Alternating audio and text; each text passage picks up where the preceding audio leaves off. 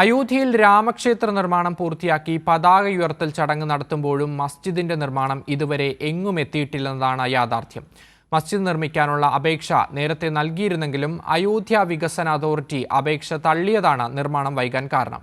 അയോധ്യയിൽ നിന്ന് 25 കിലോമീറ്റർ അകലെ ധനിപ്പൂർ ഗ്രാമത്തിലാണ് പള്ളി പണിയാൻ 5 ഏക്കർ ഭൂമി നൽകിയിട്ടുള്ളത്.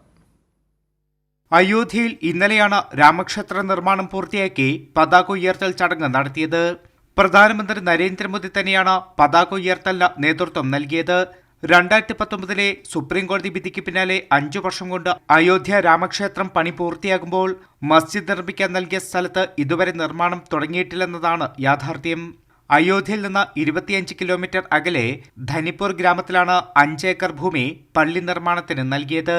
പ്രാഥമിക നിർമ്മാണം പോലും ഇനിയും ആരംഭിക്കാൻ കഴിഞ്ഞിട്ടില്ല. സെപ്റ്റംബറിൽ ലഭിച്ച വിവരാവകാശ രേഖ പ്രകാരം മസ്ജിദ് നിർമ്മിക്കാനുള്ള അപേക്ഷ അയോധ്യ വികസന അതോറിറ്റി തള്ളിയെന്ന് വ്യക്തമായിരുന്നു. ഉത്തർപ്രദേശ് സർക്കാരിൽ നിന്ന് NOC ലഭിക്കാത്തതിനാലാണ് അനുമതി നിഷേധിച്ചതെന്നാണ് വിവരാവകാശ രേഖയിൽ വ്യക്തമാക്കുന്നത്. പള്ളി നിർമ്മിക്കാനുള്ള അപേക്ഷ അയോധ്യ വികസന അതോറിറ്റി തള്ളിയതിന് പിന്നാലെ പുതിയ പ്ലാൻ നൽകിയെങ്കിലും ഇപ്പോഴും അനുമതി ലഭിക്കാത്തതിനാൽ നിർമ്മാണം വൈകുകയാണ്. കൈരളി ന്യൂസ്, ദില്ലി.